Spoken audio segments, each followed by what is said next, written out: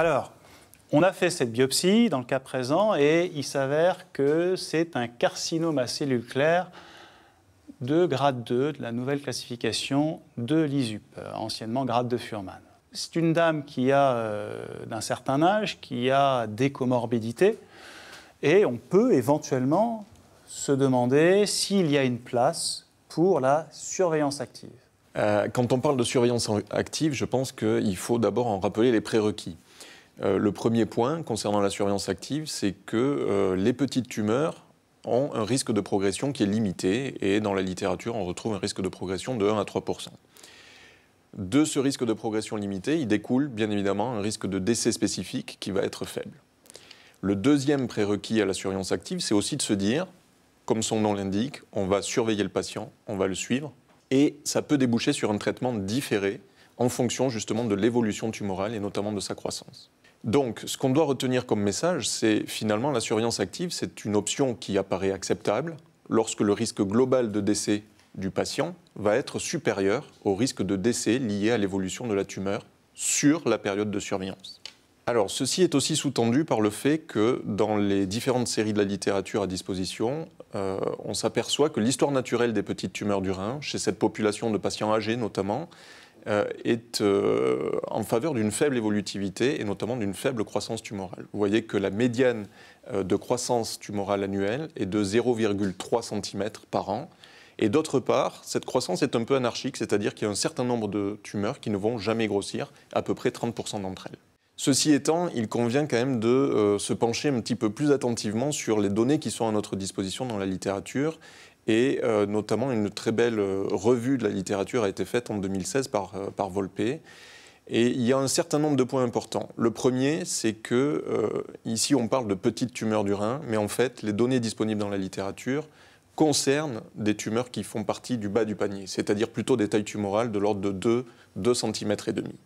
Le deuxième point, c'est que le suivi moyen dans l'ensemble de ces études est plutôt assez proche de 24 mois, 36 mois.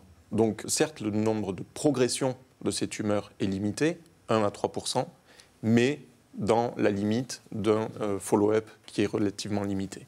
Troisième chose qu'il faut bien avoir à l'esprit, c'est que dans la plupart des séries à disposition, on ne sait pas trop ce qu'on surveille. Et globalement, le nombre de tumeurs pour lesquelles une anapathe était disponible, notamment par biopsie, comme on l'a évoqué précédemment avec IDIR, était relativement limité. Et dans les deux séries prospectives, ça tourne aux alentours de 14-15%. Et enfin, le troisième point, qui est aussi une limite à la surveillance active et qui va guider donc nos indications, IDIR a parlé de la biopsie et de sa valeur pour déterminer l'agressivité tumorale. Eh bien, il faut ne pas oublier que les tumeurs du rein sont relativement hétérogènes, même les petites tumeurs du rein. Et dans cette étude qu'on vous présente ici, 59 zones ont été analysées sur un panel de 32 tumeurs du rein. Sur ces 59 zones analysées, il ressortait que les tumeurs de moins de 4 cm avaient une hétérogénéité de l'ordre de 81%. Et quand on s'intéresse aux tumeurs de haut grade, qui sont celles que l'on cherche à discriminer, qui sont les plus dangereuses, susceptibles d'évoluer, eh bien 93% d'entre elles présentaient des zones de bas grade. Ce qui veut dire que quand on fait une biopsie, on est à risque de sous-stader notre tumeur du fait d'un prélèvement réalisé dans une zone de bas grade. Alors au final, sur la base de ces arguments, quelles vont être les recommandations pour proposer une surveillance active à nos patients ?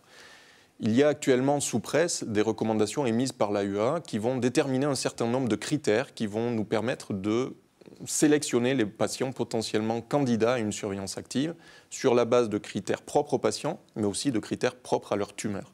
Et globalement, il faut retenir le patient âgé avec une espérance de vie inférieure à 5 ans, avec des comorbidités et une taille tumorale plutôt inférieure à 3 cm. Et quand on regarde les surveillances que l'on a édictées avec le CCAFU, eh bien, le message est concordant, puisque nous avons dit la surveillance active d'une petite tumeur du rein peut être proposée comme une option aux patients âgés qui ont des comorbidités importantes et qui ne sont pas premiers candidats pour une prise en charge active. D'accord, donc ça, c'est globalement le message clair qu'on peut transmettre. La surveillance active repose effectivement sur des petites séries rétrospectives avec un nombre de patients limité, un recul qui n'est pas très important, mais quand même, elles vont toutes dans la même direction, que les petites tumeurs augmentent très progressivement de volume et que pour certaines ne bougent absolument pas au cours du temps. Donc, il ne faut pas non plus avoir de réserve, sous couvert d'une bonne sélection des patients, à proposer cette option, quitte en fonction de l'évolution, à venir vers un traitement différé, plus agressif. Si on décide de cette surveillance, je me retourne vers notre radiologue du jour, Luc, comment est-ce qu'on doit la faire? La surveillance active, c'est un concept assez vague, on l'a vu. Comment on doit surveiller? Il ne faut pas trop hésiter à faire des scanners, parce que c'est vraiment la modalité de choix, c'est la modalité d'imagerie la plus robuste, qui donne une grosse couverture anatomique avec une très bonne résolution spatiale. C'est celle qui est recommandée par le CCAFU en 2016, donc avec des scanners d'abord rapprochés pendant 1 an, puis on les espace progressivement pour quand même limiter l'irradiation de ces patients, et pour finir à une surveillance annuelle. Donc, les critères de traitement, ça va être une augmentation du volume tumoral ou un diamètre qui dépasse les 3 à 4 cm. Donc, comme toujours en oncologie, il faudra bien comparer le scanner au dernier scanner qui a été réalisé, mais aussi au plus ancien dont on dispose, parce qu'on est devant des petites tumeurs qui peuvent augmenter lentement, et donc il faudra bien comparer à l'examen initial. Alors, l'IRM, c'est une alternative si la fonction rénale est dégradée ou s'il y a une allergie vraie aux produits de contraste iodés. Alors, on peut parfois la proposer à certains patients pour limiter l'irradiation, mais si l'on parle ici de surveillance active de petites tumeurs chez des patients âgés, je pense que le problème de l'irradiation se pose moins. La dernière modalité, c'est l'échographie. Alors, dans ce cas-là, on pourrait effectivement suivre la lésion en échographie, puisqu'elle a été découverte comme ça. Cependant, on sait que la reproductibilité de mesure elle varie un petit peu en échographie, parce qu'on n'a pas toujours les mêmes plans de coupe. Et puis surtout, on a une sensibilité qui n'est pas très bonne pour détecter une nouvelle lésion, et encore moins pour détecter une extension à distance.